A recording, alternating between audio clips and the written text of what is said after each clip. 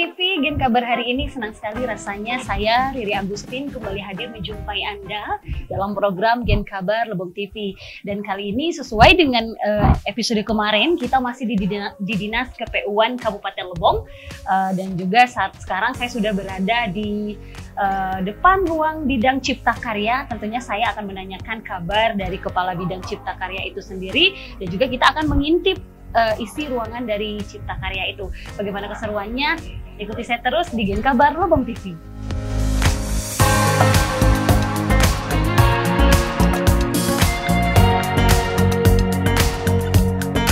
Assalamualaikum Bapak, senang sekali rasanya. Datang, mohon maaf. Iya. Tempatnya masih berantakan. Oh ya, nggak apa-apa. Jadi kita ngobrol di sini aja. Ya. Mari, Oke. dulu, Pak. Terima kasih.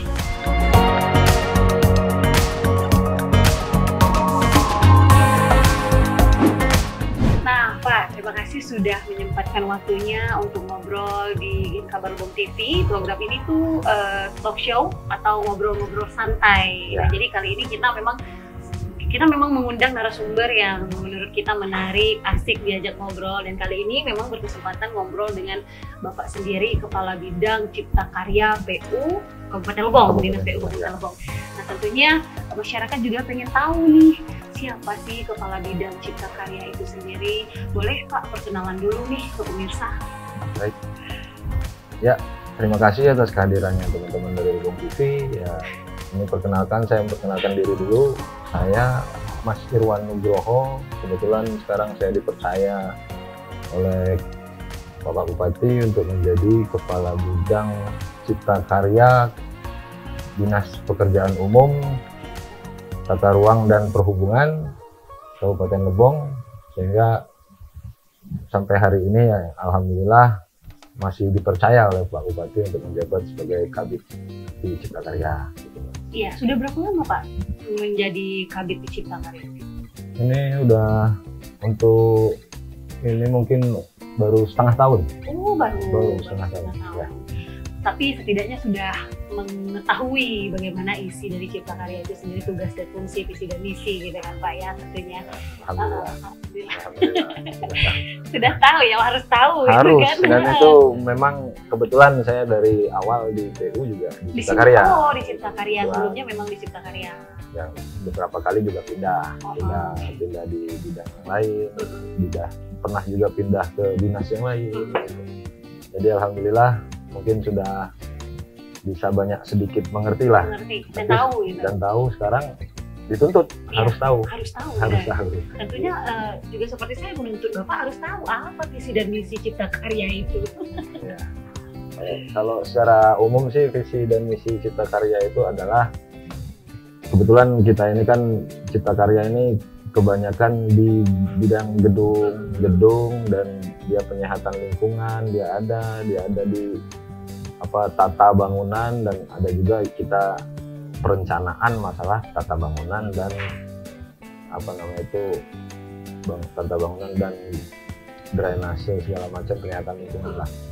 Jadi visi misinya adalah merencanakan, melaksanakan, melakukan koordinasi segala macam dalam bentuk tata bangunan, dalam bentuk penyehatan lingkungan, drainase dan persampahan segala macam.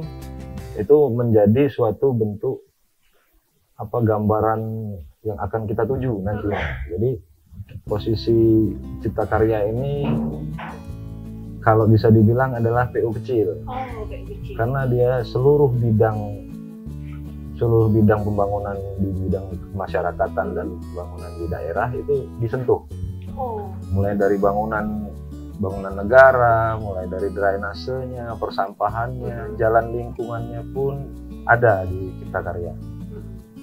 Jadi kalau di ribetnya di Cipta Karya ini adalah ya dia kalau bisa dibilang diartikan ya PU kecil. PU kecil. Ya. Oh, PU kecil berarti ribet semuanya di Cipta Karya gitu. Iya, yang semua bangunan sisi. Negara juga Cipta Karya. Gitu. Iya. Oh, gitu.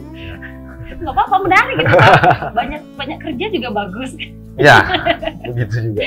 Oke, nah tadi kita sama-sama mendengarkan visi dan misi dari Cipta Karya. Bisa disimpulkan bahwa Cipta Karya itu merupakan PU kecil gitu ya. Semua semuanya diurus di Cipta Karya, baik itu bangunan juga penyihatan lingkungan juga, dan tentunya tidak jauh-jauh dari tugas dan fungsi Cipta Karya itu sendiri. Diri sendiri pengen tahu apa saja sih Pak tugas dan fungsi dari Cipta Karya itu? Ya itu tadi, fungsi tugas dan fungsi dari Cipta Karya adalah yang satu merencanakan tentang pembangunan gedung negara, baik itu di bidang bangunan gedungnya. Yang kedua adalah tata lingkungannya, tata bangunannya, dan tata lingkungan itu banyak juga. Jadi tata lingkungan itu ada yang namanya drainase, ada yang namanya persampahan, ada yang namanya juga air bersih. Nah, itu mulai dari itu kita berkoordinasi, melakukan pelaksanaan, melakukan koordinasi, melakukan pemantauan di sekitar bangunan negara yang diperlukan, apa yang menjadi tolak ukur utamanya apa, dan tujuannya kita melakukan apa, ya itu yang kita laksanakan, koordinasi, monitoring, dan segala macam. Itu tugas dan fungsinya. Oke, di dalam bidang karya, Cipta Karya, dalam bidang Cipta Karya itu sendiri tentunya ada bagian-bagian di dalam ini. Itu ada apa saja? Ya kebetulan menurut nomenklatur yang kita ambil sekarang, yaitu terakhir 2017, itu kita masih ada tiga seksi. Tiga seksi itu yang pertama adalah seksi perencanaan, yang kedua adalah seksi tata bangunan, yang ketiga adalah seksi penyihatan lingkungan. Nah, di antara tiga ini, makanya yang paling berat adalah di penyihatan lingkungan, karena di dalam seksi ini terdapat ada kegiatan air bersih, ada kegiatan drainase, ada kegiatan persampahan di sana. Jadi itu yang sangat menyentuh masyarakat. Makanya untuk pembagian seksi ini, saya kira ini sudah sangat bagus gitu. Dengan kita ada seksi perencanaan itu dipimpin oleh, kebetulan di sini ada namanya Pak Rian, itu seksi perencanaan, dan seksi di PLP-nya Pak Arifiandi, yang ketiga adalah seksi tata bangunannya ada di Ibu Hilda. Jadi antara tiga orang ini ya alhamdulillah sudah mencapai, kegiatan kita sudah kita laksanakan, dan pada saat sekarang ini ya, awal tahun ini ya kita sudah mempersiapkan segala perencanaan untuk dilaksanakan. Tetapi dengan adanya perubahan kemarin ada perubahan menjadi menjadi fungsional, jadi kembali ke fungsional, ada perubahan dari pusat ke fungsional, maka kita sedang menunggu metodenya seperti apa, tetapi kemungkinannya tetap di tiga seksi, tapi nanti mungkin namanya beda, bukan seksi lagi, mungkin namanya subkoordinator. Nah, jadi harapan saya sih ada secepatnya kita laksanakan seluruh kegiatan kita di Cipta Karya ini. Gitu. Oke, menarik. Tadi saya mendengar Anda membicarakan tentang sampah. Jadi kalau memang saya sering melihat sampah-sampah di luar itu berserakan, itu boleh ngomongnya ke sini gitu. Nah, untuk sekarang, untuk masalah sampah, ini kebetulan dari nomenklatur yang kita dapat untuk tahun ini baru mulai dari tahun inilah. Tapi perencanaannya dimulai dari tahun kemarin dan pelaksanaannya tahun ini. Kita di PU, khususnya di Cipta Karya, untuk sementara ini persampahan itu kita cuma di infrastrukturnya. Oh, infrastrukturnya infrastruktur aja. Persampahan, sedangkan pengelolaannya tetap nanti kembali ke lingkungan hidup, dinas lingkungan hidup. Jadi pengelolaan persampahannya, misalnya pengelolaan TPA-nya, TPA atau bak-bak sampahnya, TPS, tempat pembuangan sampah sementara, itu nanti tetap dikelola oleh dinas lingkungan hidup. Kita cuma Infrastrukturnya, penyiapan infrastruktur. Tapi sejauh ini berarti infrastrukturnya memang sudah ada di setiap masing-masing desa atau masing-masing kecamatan gitu Pak? Memang udah menyentuh semua kabupaten Lebong untuk tempat pembuangan sampahnya? Nah, itu permasalahan itu mungkin sebagian sudah, tapi untuk mencapai target ke situ, kita untuk tahun 2022 ini kita ada rencana ini review review untuk kegiatan persampahan. Jadi review ini nanti ada nilainya, di mana saja harus kita meletakkan tempat sampah, di mana saja nanti ada nilainya tersendiri. Mungkin nanti ada hasilnya nanti tempat-tempat sampah yang harus kita siapkan itu di daerah mana saja, sehingga pengelolaannya dan pengambilan dari sampah yang ada itu bisa cepat dilaksanakan gitu. Oke, kalau gitu. Dari luar tadi Pak, saya kan masuk nih, melihat banyak ada tukang-tukang. Kegiatan apa saja di dalam ini Pak? Ya, kebetulan sebenarnya sudah lama sih pengen kita laksanakan.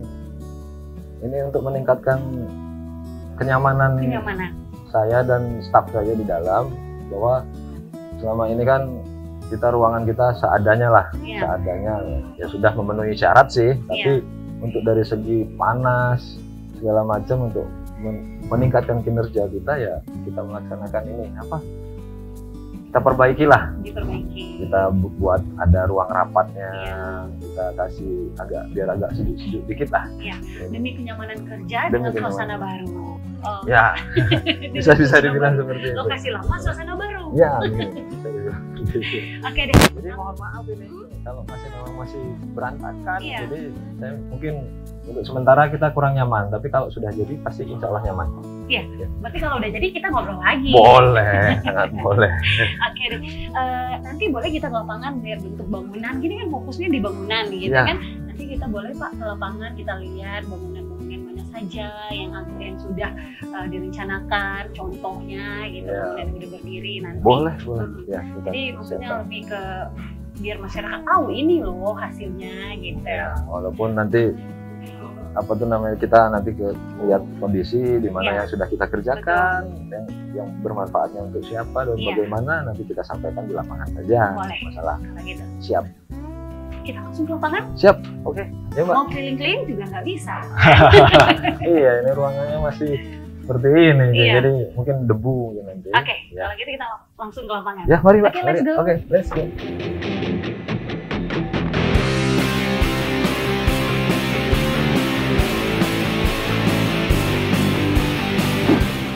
Nah, pemirsa Lebong TV, sekarang kita sudah bersiap-siap menuju lokasi bangunan. Kita akan melihat bentuk bangunan ya.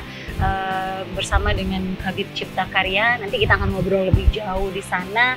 Apa saja yang akan kita bahas, ikuti terus kami di Lebong TV. Ya udah, kita berangkat yuk, Pak. Oke. Ya, mari silakan.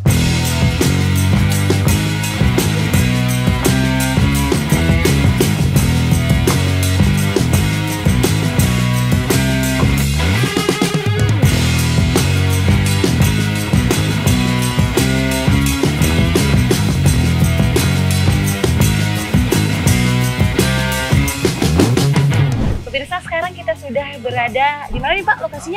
Di pasar tradisional Muara Aman. Oh, di pasar tradisional modern Muara Aman. Oke.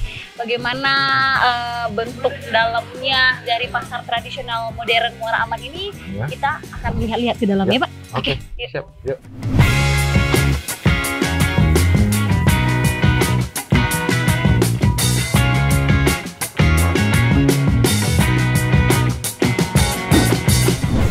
Mbak, Mas Bagus namanya, ini sebagai pelaksana kegiatan ini tahun 2021 kemarin. Tahun 2021 kemarin. Iya, dan ini masih dalam tahap pemeliharaan dari mereka, dari rombongan Pak Bagus. Sehingga nanti yang jadi tanggung jawab mereka adalah lantai 2, 3, sama railing lantai 1. Nah itu, ini Mas Bagus, alhamdulillah dia bisa nemenin kita di sini. Iya.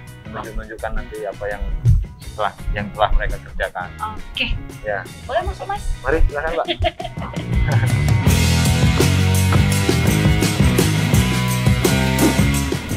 Oke Pak, ini udah berada di lantai? Satu. Ada berapa lantai? Ada 3. 3. Kalau bisa dibilang 3,5 lah. Oh, 3,5. Soalnya yang lantai keempat itu dia ada apa namanya itu void lagi untuk kantor, untuk food court ya. Oh. Itu nanti cuma separuh jadi Separuh gedung. Jadi kita bilangnya 3,5 lah lantai. 3,5 lantai. Ya. Oke. Jadi untuk lantai pertama ini sebenarnya lantai 1 ini udah siap Udah siap digunakan. digunakan. Lantai 2 juga udah siap digunakan. Lantai 3 food courtnya siap, tapi yang lantai 4-nya itu yang belum selesai karena keterbatasan dana kita. Jadi mungkin untuk lantai 4 tahun ini kita laksanakan. Oke. Berarti setelah tahun ini udah bisa semuanya beroperasi, udah bisa dimanfaatkan. Insya Allah, insya Allah. Kira-kira ada berapa banyak ruko? Banyak ya ruko-rukonya di sini? Ini namanya Apa? kios ya. Kios. Oh ya, kios. Kios di sini kalau per lantainya lantai 1 ini ada 52. 51. 51. Lantai 2 51, jadi total yang siap sudah 102 kios. Seandainya nih masyarakat yang mau ikut berjualan di sini, itu gimana? Nah, kalau untuk masyarakat yang ingin berjualan mungkin bisa bertanya dengan Dinas Perindaksar. Jadi ini dalam arti di sini Cipta Karya hanya membangun, menyediakan apa sesuai kebutuhan. Jadi untuk pengelolaannya nanti mungkin di Disperindaksar, Pasar ya. Nah, setelah pembangunannya selesai nih, bagaimana sih Pak bentuk pengawasannya dari Cipta Karya itu? Ya, bentuk pengawasan dari Cipta Karya ini untuk selama kita setelah ada pengerjaan di tahun kemarin, kita ada masa pemeliharaan. Masa pemeliharaan itu sekitar 6 bulan, 180 hari. Jadi selama 6 bulan itu, walaupun ini kan makanya ini masih kita pagar seng, karena kita belum ada kejelasan mau dipakai tahun ini atau belum. Makanya pada saat nanti setelah ada kepastian mau dipakai, ya itu sengnya kita angkat semua pagarnya. Nanti setelah itu ada metode tersendiri untuk masalah pemeliharaannya setelah dipakai. Tapi kalau selama belum dipakai selama 6 bulan itu masih tanggung jawab dinas PU, yaitu sementara ini Cipta Karya dan rekanan yang setelah mengerjakannya. Oke. Nah, Pak Kabid, butuh berapa lama pembangunan PTM ini? PTM ini kalau saya tidak salah sudah dimulai ada 4 tahap, sudah 4 tahap. Sudah 4 tahap. Kalau tidak salah. 4 tahap itu yang kalau dari nol, kalau dari nol itu kita 4 tahap, dan dana yang dikeluarkan juga gelontorkan juga bertahap karena apa? Mengingat kemampuan daerah untuk melaksanakan langsung, yaitu anggaran awal kalau saya tidak salah itu sekitar 48 miliar. Kisaran segitu untuk menyelesaikan ini, tetapi karena ada kendala di pendanaan, dana kekuatan APBD kita nggak sampai segitu. Jadi untuk sekarang ini sampai hari ini mungkin baru mencapai sekitar 30 miliar. Sudah 30 miliar. Ya. Oh, berarti kendalanya karena APBD kita tidak mencapai, jadi kita harus bertahap. Ya.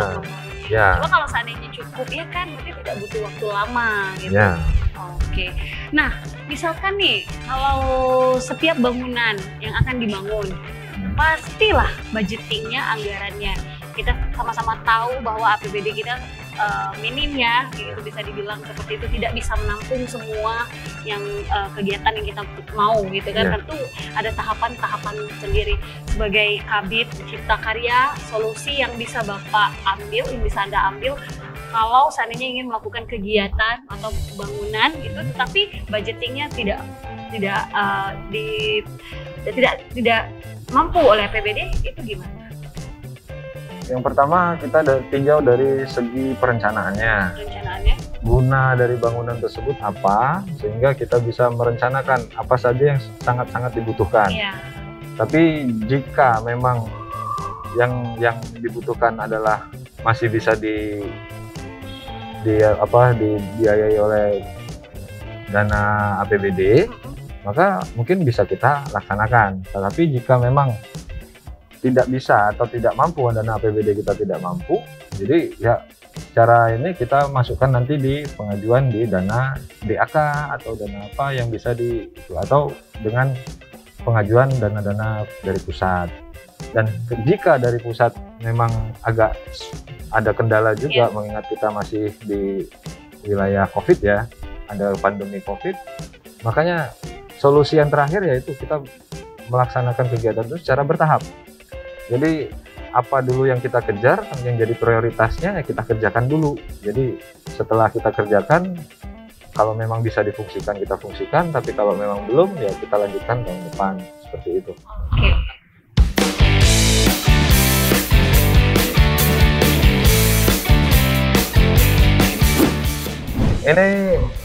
Ini tahap tahun kemarin, Mbak. Maksudnya yang gedung yang jadinya itu, sehingga yang untuk tahun 2021 ini, yang 2020 kita sudah siap ini, lantai 1 sudah siap. Sudah siap. Dan yang belum siap ini pekerjaan tahun 2021, railing, terus kios lantai 2 itu kita laksanakan di tahun 2021. Jadi kita mengejar biar rencana kemarin kan ada rencananya tahun 2022 mau digunakan. Ya, mau dipergunakan. Nah, makanya kita persiapkan untuk lantai 1, lantai 2 dulu. Nah, lantai 3 mungkin masih ada penambahan kios segala macam mungkin di lantai 3. Jadi di 2022 ini masih juga penambahan kios di lantai 3. Iya, karena yang kemarin mungkin ada penambahan beberapa pedagang mungkin, karena mungkin tidak mencukupi untuk 102 ini mungkin dinilai kurang, jadi mungkin ada penambahan di lantai 3. Tapi seandainya memang lantai 1, lantai 2 di tahun 2022 ini bisa dimanfaatkan, tidak apa-apa, tidak mengganggu pekerjaan di lantai 3, Pak. Nah, itu pola kerja kita yang kita atur, makanya kita tidak memasukkan bahan dari tangga, tidak mengganggu, mungkin dari samping, dari jendela yang besar kita buka dulu, kita buat jalan untuk masukkan material. Jadi saya berusaha nanti tidak mengganggu akses di sini. Jadi tetap bisa beroperasi dengan nyaman. Tetap bisa beroperasi. Walaupun di lantai 3-nya masih terjadi pelaksanaan. Ya, itu. Tinggal metodenya saja kita.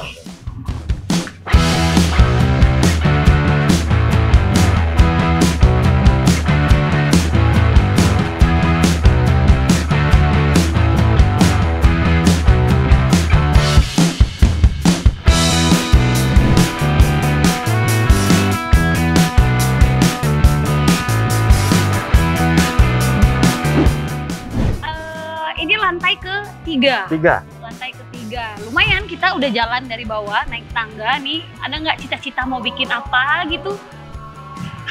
Ya, kalau sebenarnya dari rencana awal memang kita ada dari rencana awal memang ada lift dari setiap ini sudah kita siapkan. Di sana ada rangka untuk liftnya itu kebetulan memang disediakan yang untuk 6 orang ya. Untuk barang atau bisa dipakai juga untuk orang, tergantung kondisi.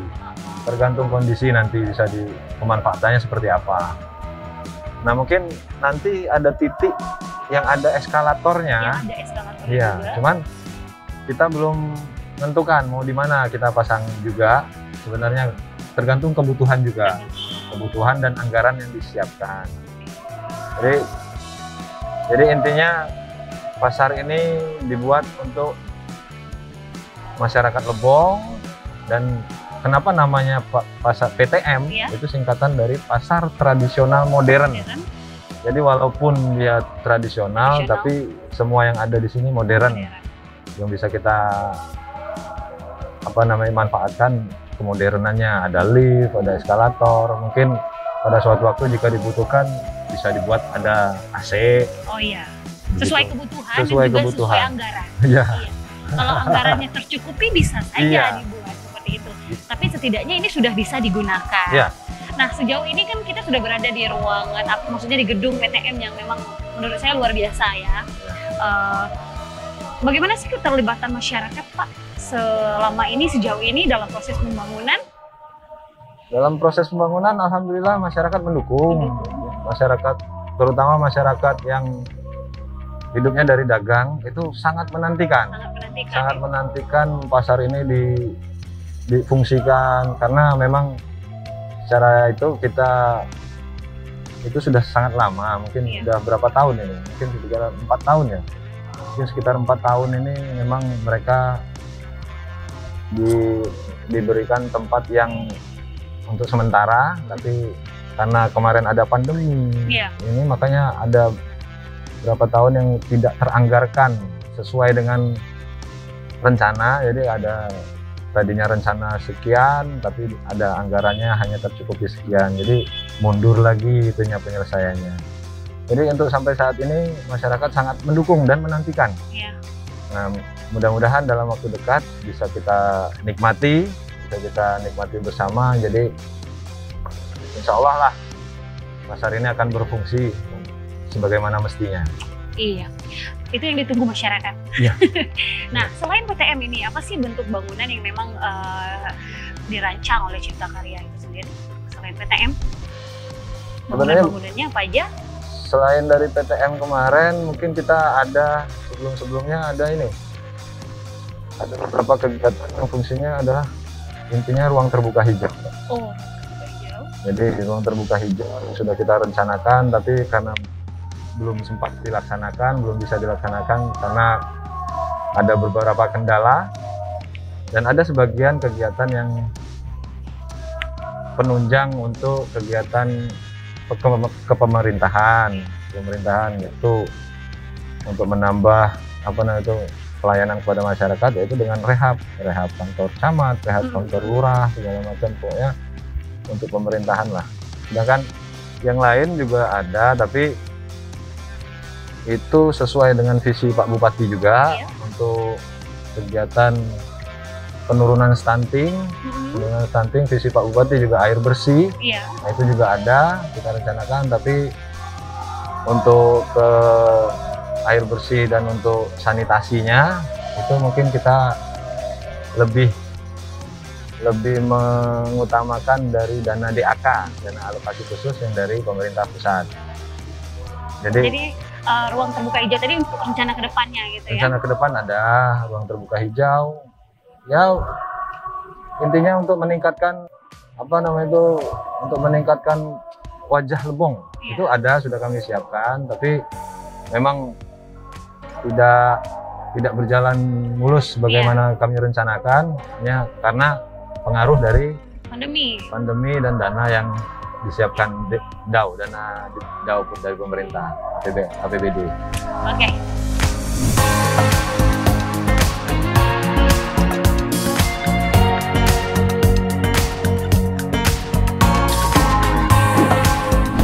Nah Pak, kita udah masuk di segmen ketiga, di tempat yang santai, sejuk ini, bisa juga ngasih makan ikan, tentunya sambil kita ngobrol-ngobrol juga, masih melanjuti perbincangan yang di PTM tadi. Nah, PTM itu merupakan pencapaian juga tentunya dari Cipta Karya. Boleh Pak, kita tahu apa saja review pencapaian dari Cipta Karya dari sebelumnya? Ya, kalau review pencapaian dari Cipta Karya sebenarnya ada banyak, terutama untuk pembangunan di daerah ibu kota. Itu alhamdulillah Cipta Karya bisa menyelesaikan kegiatannya ya dari awal itu ya. Mungkin dari awal sekali kita bisa menyelesaikan Masjid Agung, kita bisa membuat mengusulkan kepada balai dulu masalah ruang terbuka hijau, RTH yang terutama sekarang di Karangmio. Karangmio itu mungkin itu hasil dari Cipta Karya mengusulkan ke balai. Jadi pencapaian yang lain adalah terciptanya gedung-gedung pemerintahan baik dari gedung DPR, Iya. dari gedung KPU, dari gedung pengadilan segala macam. Yang pengadilan dan kejaksaan itu mungkin kita ada beberapa bagian untuk dana hibah, yaitu bantuan kita seperti pagarnya, seperti kegiatan untuk di belakang penunjang, sarana penunjang dari kegiatan teman-teman dari vertikal. Itu setelah kita selesaikan, dan terutama untuk sekarang ini alhamdulillah pasar mungkin sudah mendekati ke finishing. Iya. Finishing terakhir kita mungkin 1-2 tahun ini kita selesaikan itu pasar, tergantung dari dana yang disiapkan nanti. Dan untuk review yang lain banyak sih sebenarnya. Di perkantoran itu mungkin kita sedang mengajukan ke balai juga, mungkin dana balai untuk mempercantik keadaan pintu gerbang perkantoran itu. Dan untuk sarana air bersih pun alhamdulillah kita sudah ada beberapa program, yaitu ya terutama dari dana DAU dan dari dana DAK. Yang kalau dari dana DAU kemarin DAU itu ada kita kegiatan Pamsimas. Kegiatan Pamsimas itu adalah yang dikelola oleh masyarakat, terutama untuk air minum pedesaan. Dan itu alhamdulillah sudah ada tercapai lumayan, ada 50 desa yang sudah melaksanakan pembangunan, sekitar 50 desa, hampir 50 desa. Pasnya sekitar 48 ya. Itu mungkin sebagian besar berfungsi dengan baik. Dan dari dana DAK pun dari tahun ke tahun kita juga berusaha untuk melaksanakan penyediaan air bersih untuk masyarakat Kabupaten Lebong, walaupun memang ada beberapa kendala yang kita hadapi dan mungkin akan kita perbaiki keseluruhannya. Dan itu dengan cara satu, ya tahun ini kita ada beberapa kegiatan penunjang untuk memperoleh dana DAS. Itu ada penunjang, yaitu dengan satu review RISPAM. RISPAM itu rencana induk air bersih, rencana induk sistem pengelolaan air minum, itu RISPAM. Itu akan kita lakukan review yang dilaksanakan insya Allah tahun ini. Dan itu untuk menunjang kita mendapat bantuan dana dari pusat. Ya, karena syaratnya memang harus seperti itu. Dan itu yang sudah kita laksanakan untuk tahun ini. Dan target ke depannya? Target ke depan ya, target depan secara jauh, maksudnya secara umum, jangka panjangnya mungkin nanti pengelolaan air minum. Pengelolaan air minum untuk masyarakat yang dilaksanakan oleh Dinas PU, khususnya bidang Cipta Karya. Ini adalah menyediakan terselesaikannya target kita untuk menyediakan air bersih untuk seluruh masyarakat Kabupaten Lebong. Dan itu juga akan ditunjang dengan upaya-upaya dari bidang Cipta Karya untuk mengajukan dana dari pusat dan dana dari kita sendiri, memaksimalkannya dengan kita mempersiapkan syarat-syarat yang untuk melengkapi bahwa untuk mendapatkan dana itu kita harus melengkapi syarat-syarat yang ditentukan oleh pusat. Tapi sejauh ini Kabupaten Lebong dibilang aman dari kurangnya air bersih gitu kan? Masih berarti nggak ada yang kekurangan atau kesulitan air bersih? Kabupaten Lebong nggak ada? Kalau secara umum sih kita bisa menilai tercukupi? Sudah lumayan, tapi masih ada sebagian yang memang kalau di persentase nggak sebesar yang sudah mendapatkan air bersih. Tapi intinya untuk sekarang pengelolaan air minum kita mungkin Cipta Karya dan akan selalu berkoordinasi dan bekerja sama selalu dengan PDAM untuk melaksanakan kegiatan kita itu, menyediakan sarana prasarana air minum juga, sehingga kedepannya tidak ada lagi bisa kekurangannya. mensuplai air minum untuk masyarakat Kabupaten Lebong. Dan saya targetkan juga, kami berusaha juga untuk kalau bisa kita menjual air ke daerah. Karena ada potensinya gitu, Pak. Potensi. Ada potensi. Lebong ini sangat besar potensi. Sangat besar potensi.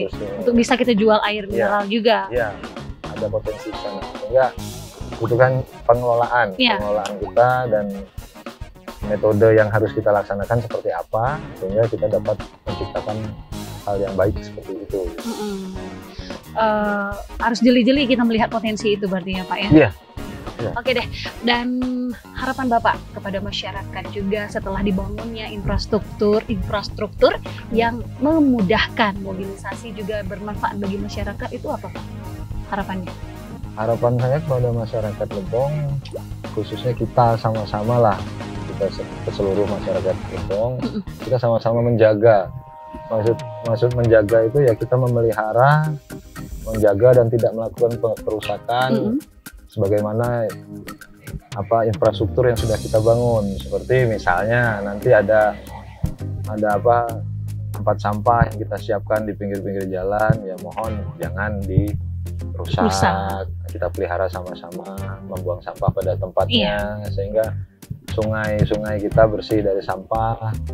Dan intinya kami akan berusaha semaksimal mungkin untuk menyediakan infrastruktur, baik itu yang menjadi tanggung jawab Cipta Karya, akan kami maksimalkan, akan kami upayakan bagaimanapun caranya kami upayakan untuk menyediakannya, sehingga kita sama-sama dengan masyarakat Lebong ini kita sama-sama merawat, menjaga dan memelihara. Jika memang ada yang tidak sesuai dengan tempatnya, kita pindahkan lagi ke tempat sesuai dengan peruntukannya. Makanya harapan saya ya kita sebagai masyarakat bergotong royong sama-sama untuk menjaga infrastruktur kita sehingga tetap bisa kita nikmati sampai kapanpun. Karena seperti yang kita tahu tidak sedikit untuk membangun itu kembali gitu. Jadi masyarakat itu tugasnya hanya menjaga dan menikmati seperti itu ya Pak. Iya. Oke. Terima kasih atas waktunya Pak ya. Kita udah di penghujung segmen ini tentunya. Masyarakat Lebong juga cukup mengenal jauh Cipta Karya itu apa saja sih tugasnya, di bidang apa aja, dan ada yang juga baru tahu PTM dan Masjid Agung itu hasil dari Cipta Karya itu sendiri. Oke deh kalau gitu pemirsa Lebong TV, sekian Gen Kabar hari ini. Terima kasih dan sampai jumpa. Lebong TV, TV itu bersama.